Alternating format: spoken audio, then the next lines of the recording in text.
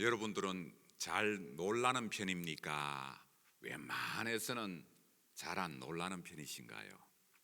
제 아내는 잘 놀라요. 그래서 서프라이즈 파티 한다고 문 뒤에서나 벽 뒤에서 어허 이렇게 하다가는 잘못하다가는 후라이팬으로 맞아요. 놀랍다 하는 것은 긍정적인 부분에서 놀랍다, 또 부정적으로도 놀랍다, 이렇게 둘 다 쓸 수 있지요.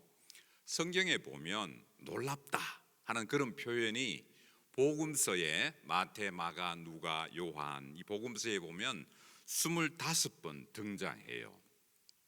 사람들이 놀랍게 여겼다, 무리가 놀랍게 여겼다, 또 그들이 놀랍게 여겼다, 듣는 자들이 놀랍게 여겼다, 유대인들이 놀랍게 여겼다, 모든 사람이 놀랍게 여겼다, 빌라도가 놀랐다, 또 베드로가 그 된 일을 보고 놀랍게 여겼다, 그의 부모가 그 일을 보고 놀랍게 여겼다, 제자들이 놀랍게 여겼다. 이게 놀랍게 여겼다는 표현이 많이 나와요. 25번 정도 나와요.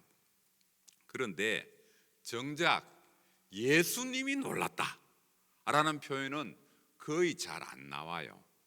하기사 요한복음 1장 3절에 보면, 요한복음 1장 1절에서는 태초에 말씀이 계시니라 그렇게 예수님을 말씀으로 표현하시고, 3절에 내려가면 만물이 그로 말미암아 지은 바 되었으니 지은 것이 하나도 그가 없이는 된 것이 없느니라. 천지를 창조하신 예수님에게 뭐 놀랄 일이 뭐가 있겠습니까? 그죠? 천지를 다 만드신 그 예수님이니까.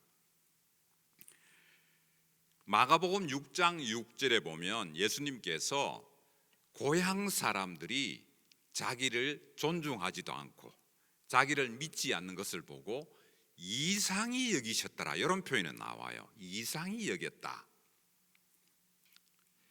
근데 예수님의 주위 사람들, 무리들이, 제자들이, 유대인들이, 빌라도가 뭐 이런 사람들이 놀랍다는 그런 표현이 많이 나옴에도 불구하고 예수님이 놀랍다, 참 놀라운데 라고 표현한 게 이 복음서 가운데 한 번 딱 나와요. 한 번. 관심이 여러분 증폭되지요.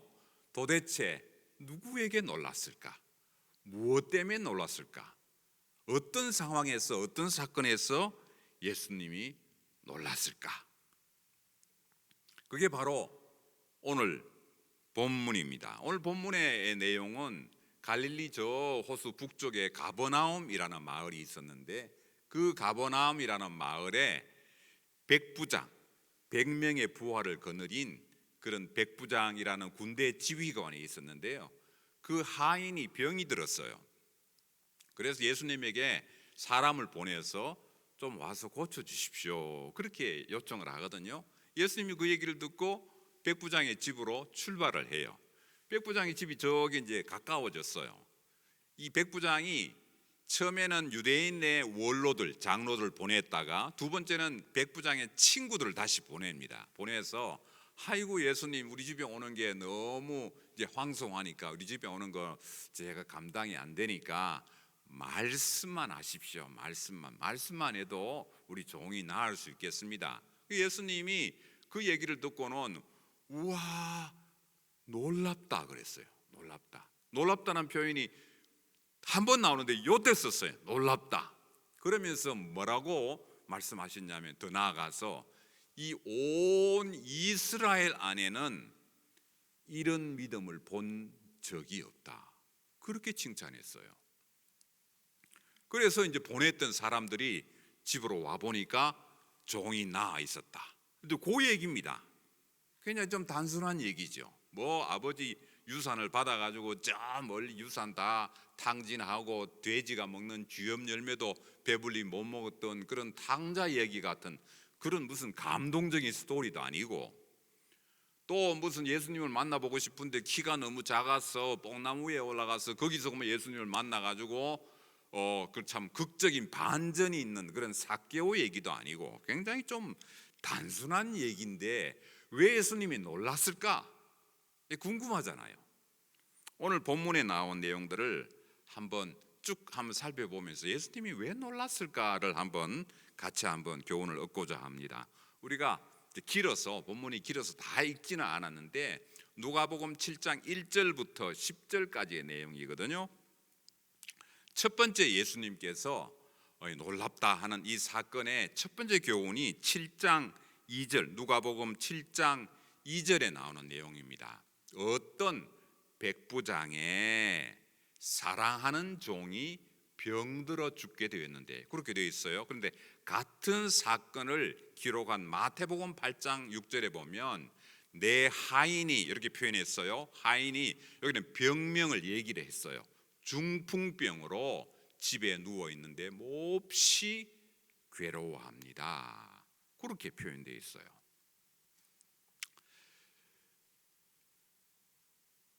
여기 2절에 보니까 사랑하는 종 이렇게 되어 있고 마태복음에는 하인이라고 표현되어 있어요.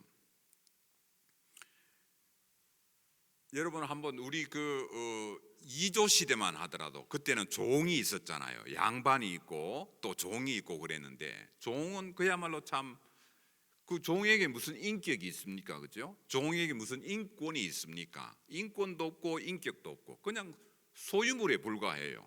종이 죽어도 주인에게는 아무 책임이 없어요. 그게 이제 이 종입니다. 하인입니다. 그런데 누가복음 7장 2절에 어떻게 표현했습니까? 사랑하는 종이 병들어 죽게 되었습니다. 백부장이 그렇게 표현해요. 이 종은 죽어도 상관없고 그냥 뭐 물건과 같은 존재인데도 불구하고 사랑하는 종이라 그렇게 표현했어요. 영어 표현에 보면 조금 더 이게 고급스럽게 표현해. 아주 높은 가치가 있는 사람이다. 가치가 있는 존재다. 그렇게 표현을 했어요. 첫 번째 교훈이 여기 들어 있습니다.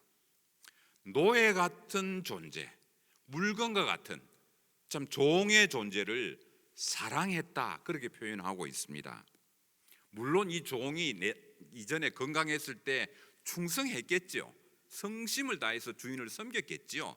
그런 상호관계 때문에 이 주인이 백부장이 봤을 때 이 종은 내 비록 종이지만 내가 사랑하는 종이다 그렇게 표현했습니다.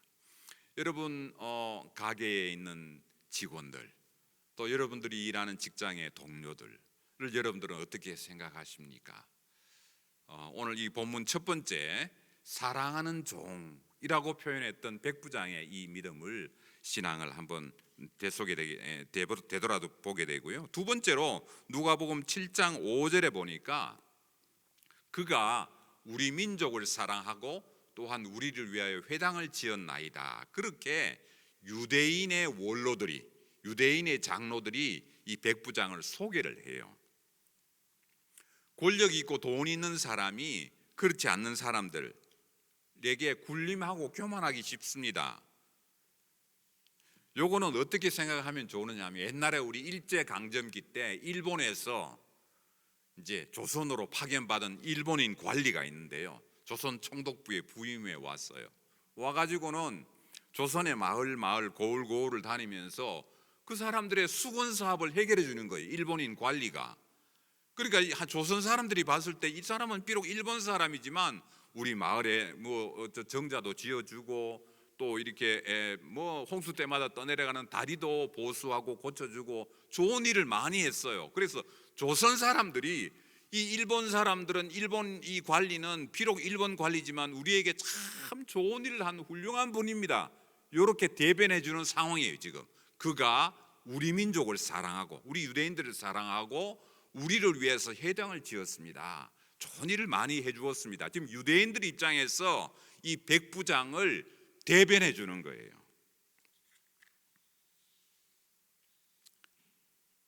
백부장의 이 점령지 사람을 존중하는 마음이 여기에 들어 있습니다. 두 번째입니다. 세 번째입니다. 누가복음 7장 6절로 갑니다. 예수께서 함께 가실새 이에 그 집이 멀지 아니하여 백부장이 벗들을 보내어서 백부장의 친구들을 보내서 주여 수고하지 마옵소서 내 집에 들어오심을 나는 감당하지 못하겠나이다. 이렇게 백부장이 친구들을 보내서 예수님이 오시는 것을 이렇게 안 오셔도 된다고 그렇게 말씀을 합니다. 점령지에 부임한 관리하고 점령지에 사는 사람하고는 굉장히 예민하지요.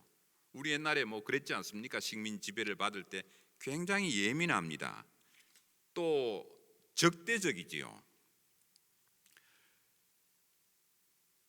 이방인 관리가 유대인들에게 이렇게 적대적이고 오해를 받는 것은 당연하기 때문에 그 이방인 관리하고 친하게 지내면 저 사람은 우리 민족을 배반했다, 우리 민족을 저버렸다, 팔아먹었다, 심지어는 그렇게 표현받는 것이 쉽습니다.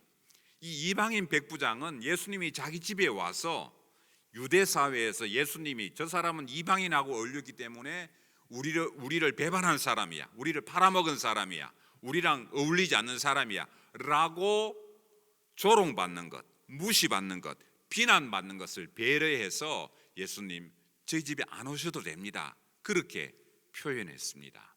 물론 예수님을 존중해서 예수님 우리 집에 오는 게 참 너무 제가 황송하고 좀 송구합니다, 그런 표현도 있지만 또 한편으로는 예수님이 우리 집에 와서 저와 어울리면서 교제도 하고 식사도 하고 하면서 괜히 유대인들 사이에서 구설수에 오르는 것을 예수님 제가 미리 좀 배려를 해드리겠습니다 하는 그런 의미가 들어 있습니다. 이게 세 번째 이 백부장의 선한 마음입니다. 네 번째 누가복음 7장 7절입니다. 예수님의 권위와 능력을 인정했습니다. 내가 주께 나아가기도 감당하지 못할 줄을 알았나이다. 말씀만 하사 내 하인을 낫게 하소서. 예수님이 우리 집에 오는 것을 정말 송구하고 황송합니다. 제가 어릴 때 아버님이 지금은 이제 소천하셨지만 목회를 하셨는데 봄 가을철이 되면 교회에 대신방이라는 것을 해요. 그 목사님 늘 주일날 강단에서 말씀 듣던 목사님이 집에 오신다고 하니까 얼마나 성도들 가정에서는 그게 참 큰 행사입니까, 그죠? 그래서 그때로서는 제일 소중한 게 뭐였냐면 삶은 계란. 삶은 계란이 그렇게 아주 뭐 참 한국이 가난할 때니까 삶은 계란하고 집집마다 커피를 이렇게 다 준비를 해놔요. 그것도 설탕을 듬뿍 넣어가지고. 그래서 아버님이 집에 오시면 그것도 이 집에는 먹었는데 저 집에서는 안 먹을 수 없잖아요. 요즘은 성도들이 다 지혜로워가지고 거기는 그러면 식사 준비해라, 나는 그러면 과일 준비할게, 뭐 이렇게 분담해서 하는데 그때는 참 열심히 특심이어서 막 하여튼 무조건 집집마다 다 준비해요. 설탕 넣은 커피는 너무너무 좋은 거니까 많이 마시면 많이 마실수록 좋다고 생각했어요. 보약처럼. 집에 오시면 대신방 기간 동안 아버님 거의 잠을 못 주무셨어요. 하루에 10잔 이상씩 드시니까. 근데 그런 거예요. 높은 분이 우리 집에 교회 참 내가 존경하는 분이 존중하는 분이 집에 오신다는 것은 성도들의 가슴에 참 이게 흥분되고 기대가 되는 게 있잖아요. 예수님이 우리 집에 오신다는 게 너무 황송한 거예요. 이런 누추한 곳에 예수님이 오시다니. 그래서 예수님 오시지 말고 말씀만 하세요. 예수님 나는 믿기는 예수님이 말씀만 하셔도 이 종이 나을 것을 믿습니다 라는 고백이 들어있지요. 이 말씀을 들은 예수님께서 7절에서 9절에서 7장 9절에 가면 예수께서 들으시고 그를 놀랍게 여겼다 그랬습니다. 성경에 한 번 나오는 놀랍게가 여기 나와요. 놀랍게 여겨서 무리들에게 얘기해요. 이 이스라엘 안에서, 전 이스라엘 안에서 내가 이런 믿음을 가진 사람을 본 적이 없다. 본 적이 없다. 지난 수요일 19일입니다. 3월 19일. 지난 수요일은 저 개인적으로 또 저희 가정적으로 굉장히 의미 있고 뜻깊은 그런 기념일이었어요. 그게 뭐냐면 1995년 3월 19일 꼭 30년 전에 현재 제가 속해 있는 글로벌 미션 소사이어티라고는 GMS라고 하는 선교단체에서 저희 가정을 아프리카로 파송한 파송 예배를 드린 날이에요. 그때부터 이제 정식 선교사로, 물론 아프리카로 간 것은 그 이전에 2년 전에 저기 선교사 신분이 아니었을 때 미리 아프리카에 가서 경험을 했습니다만은 정식으로 이제 선교 훈련을 받고 다 이제 그 모든 과정을 밟아서 정식으로 이제 선교 기관에서 파송을 받아서 이제 아프리카에 가시오 하고 파송을 받은 날이 이제 3월 19일이었어요. 그러니까 30주년이 되는 날이었어요. 그냥 좀 의미가 있지 않습니까? 그래서 제가 이제 한 주 동안 제가 그 일을 묵상하면서 야 참 그 오랜 시간 동안 그렇게 하나님께서 인도해 주셨구나. 좀 의미 있는 시간을 가지면서 아침에 제가 이제 일어나서 이제 운동을 이제 스트레칭도 하고 운동을 하면서 이제 유튜브 영상을 틀어놓고 제가 이제 운동을 하는데 그걸 들으면서 그때 이제 뭘 들었냐면 조선에 지금부터 한 140년, 150년 전에 조선에 와서 이제 수고했던 선교사들 그런 이제 스토리를 쭉 좀 들으면서 이제 운동을 참 의미가 있는 시간이었어요. 그 중에 한 선교사가 있는데 루비 캔드릭이라는 선교사입니다. 이 여성인데요. 이 여성이 자기는 개성에 가서 성경을 가르치고 하는 그런 이제 그 비전을 가지고 이제 개성에 가기 위해서 한양에 도착을 했어요. 한양에 도착해서 3개월 동안 이제 조선에 대한 적응을 하고 또 이제 기본적으로 이제 뭐 이제 조선의 문화나 이런 것들 익히고 그 다음에 이제 개성 자기가 일하는 개성 땅으로 들어갔어요. 들어가서 6개월 동안 거기서 이제 말도 익히고 지리도 익히고 문화도 익히고 하는 그런 시간을 이제 보냈습니다. 그러다가 그만 이질이 오고 몸이 약해지고 그 다음에 맹장염이 또 오고 하면서 그만 하나님의 부름을 받았어요. 조선에 온 지 9개월 만에 그때 이 여자의 루비 선교사 나이가 25살 처녀의 몸이에요. 이 고향이 텍사스인데요. 텍사스에서 조선이 참 성경 교사가 필요하다는 얘기를 듣고 그 열정과 소망을 가지고 조선에 가서 10년도 아니고 1년도 아니고 9개월 있다가 하나님의 부름을 받은 거예요. 그 얘기가 이제 쭉 나오는 거예요. 물론 그 전에 제가 알았지만 그 얘기를 이제 제가 운동하면서 듣는데 참 제 가슴이 참 뭉클하더라고요.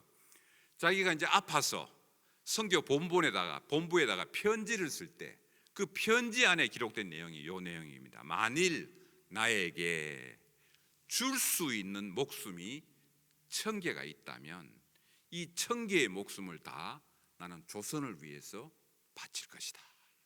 그리고 죽었습니다. 이제 그 지금 비석에 서울의 양화진에 있는 이 선교사의 묘가 있거든요. 묘 비석에 그 영문으로 이렇게 새겨놨어요. 이게 루비 캔드릭이라는 여자 선교사입니다. 이 편지를 받은 선교 본부에서 나를 위해서 슬퍼하지 마시오. 이 여성이 그렇게 마지막에 편지를 써서 선교사님 나를 위해서 슬퍼하지 말고 빨리 리크루트해서 조선에 나를 위해서 나를 대신해서 보내올 선교사를 빨리 구하시오. 그래서 20여 명의 선교사들이 이 선교사의 죽음 이후로 조선에 선교사로 나가게 됩니다. 정말 하늘의 미랄이 됐죠. 이 9개월 살다간 이 여성 선교사의 얘기를 들으면서 제 가슴이 너무너무 참 미어지는 그런 감동을 받았어요. 그리고 이제 그 다음 날 다른 제 선교사 얘기가 나오는데 레베카 홀이라는 선교사입니다. 그 다음 사진 한번 보실 텐데요. 레베카 홀이라는 선교사는 그때 당시에 조선에 여자 의사가 없었어요. 여러분 사극 보시면 중전 마마가 지금 편찮으신데 어이가 와서 진맥할 때 어떻게 진맥합니까? 시를 가지고 저는 지금도 의미를 시를 가면서 어떻게 진맥을 하는지 간이 나빠옵니다 마마 이렇게 얘기하는데 도대체 뭐 어떻게 할지 모르는데 그때 당시에 남자 선교사 의사 선교사들은 조선에 있었어요. 알렌 같은 그런 선교사들이 있어서 이제 남자 환자들은 진료를 하는데 조선의 여자들은 남자 이 선교사가 이 진찰을 할 수가 없는 거예요. 가슴에다가 청진기를 대야 되는데 그러니까 조선에 필요한 게 뭐예요? 여자 의사가 필요한 거예요. 그래서 조선에 최초로 온 여자 의사예요. 이 홀이라는 선교사가 이제 조선에 와서 이제 평양을 선교지를 해서 거기서 사역을 하고 있는데 이제 남편도 의사예요. 저 캐나다에서 온 의사. 조선에서 결혼을 했어요. 조선에서 이루어진 첫 번째 서양식 선교사가 이 두 부부예요. 결혼을 하고 그 다음에 이제 평양에서 사역을 하고 병원을 하고 있는데 많은 여자 선교사들 많이 여자 환자들 돌보았죠. 그때 그만 평양에 청일 전쟁이 일어났어요. 청일 전쟁이 일어나서 평양이 그냥 주 싸움 전쟁터가 된 거예요. 그래서 잠시 평양을 떠나요. 한양에서 떠나 있는데 전쟁이 끝나고 말도 죽고 사람도 죽고 한 그 시체에서 이제 균이 발생해서 콜레라가 창궐했어요. 평양에 많은 사람들이 그 콜레라를 피해서 다 평양을 떠나요. 피난을 가요.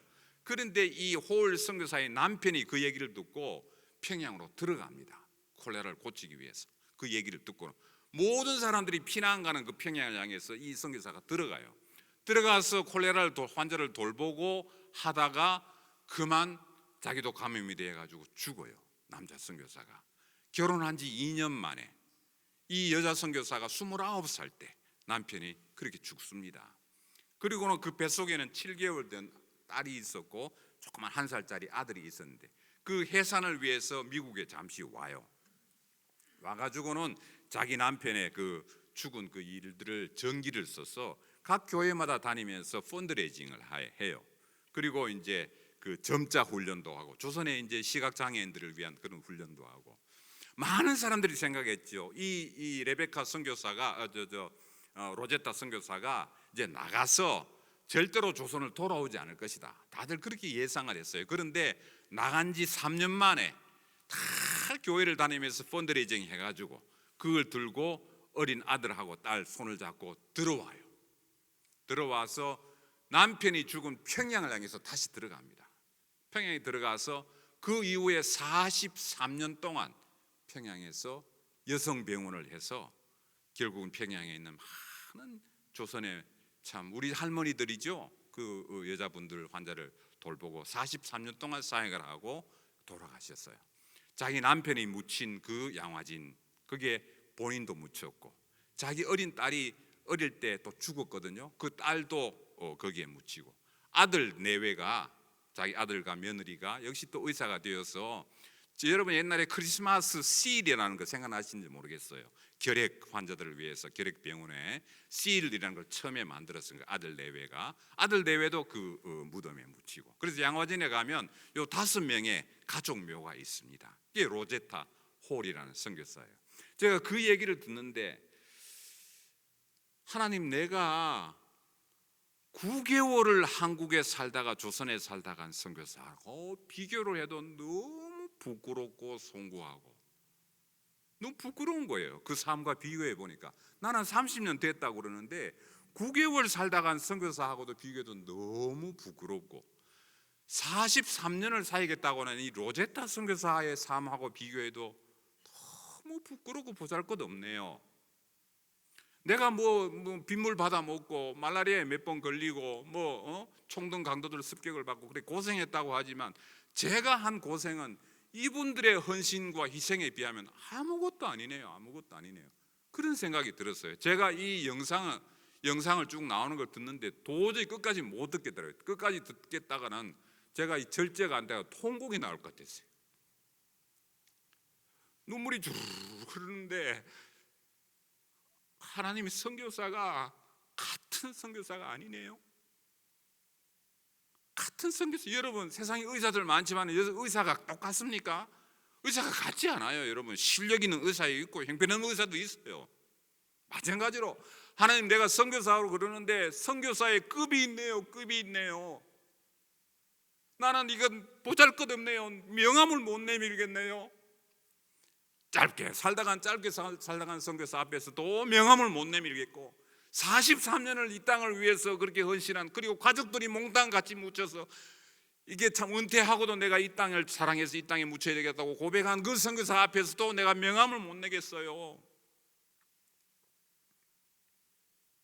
그런 가슴 미어지는 경험을 개인적으로 했습니다.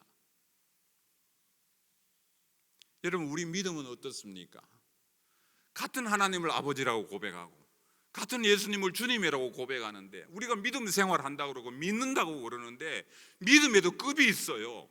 예수님이 깜짝 놀라는 믿음이 있는가 하면 어쩌면 너는 똑같냐 30년 전하고 똑같고 10년 전하고 똑같고 그렇게 오래 믿었다면서 멧돼지 집안이라면서 내가 너무 생소하다. 너를 보니까 생소해. 그런 믿음은 없습니까? 예수님이 깜짝 놀라는 믿음도 있는가 하면 예수님이 놀라는 거예요. 너 믿음이 어쩜 그래 똑같냐? 쪼그라드냐? 맨날 기도 제목에도 10년 전 기도 제목하고 똑같냐 너는? 어떻게 네가 받는 감동이 처음 예수 믿을 때 하고 지금하고 변한 게 아무것도 없냐? 그런 책망받을 사람은 없습니까?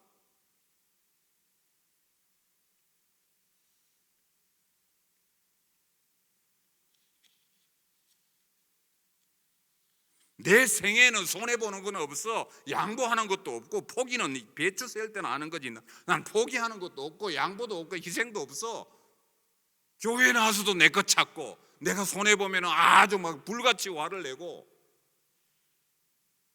내가 주님을 위해서 희생하고 헌신한다는 거, 내가 이스라엘에서 이만한 믿음을 볼 수 없다고 그렇게 칭찬받는 믿음이 있는가 하면 너는 어쩌면 그렇게 손해를 안 보려 그러냐? 교회 다니면서 믿는다고 하면서 나를 구주라고 고백하면서 그 사람들은 딴 사람 믿냐? 나 나를 믿는데 너 믿음하고 이 사람 믿음하고 어떻게 차이가 나냐? 예수님이 그렇게 책망할 직분은 안겠냔 말이에요. 저는 이제 개인적으로 30주년에 예수님 강산이 30년 변했는데 굉장히 오래 내가 사역했네요. 제가 명함을 못 내겠어요. 부끄러워서. 이분들 생각하면 이분들이 드린 희생과 헌신과 자기 포기와 그 참 자녀들 하나님께 올려드리고 남편을 올려드리고 그리고 자기 생애를 바치고 자기 자식들의 생애를 바친 이분들의 생애를 생각하면 아이고 30년 이건 아무것도 아니네요. 하나님,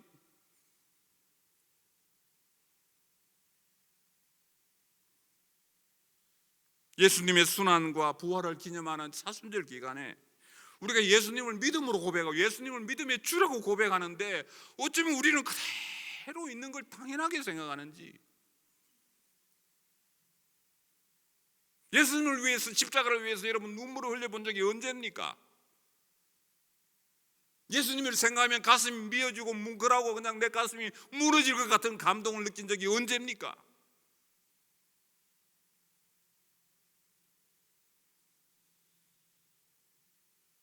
주님을 놀랍게 여긴, 주님을 놀랍게 한 이 백부장의 믿음, 하인을 사랑하고 점령지 백성을 사랑하고 그들을 도와주고 상대 입장을 배려해서 예수님 오지 마세요. 예수님 오시면 나중에 모함을 받아요. 비난받아요. 오지 마세요. 예수님 보호해드려야죠. 예수님 말씀하세요. 말씀하시면 나을 수 있음을 내가 믿습니다 하는 이 백부장의 믿음.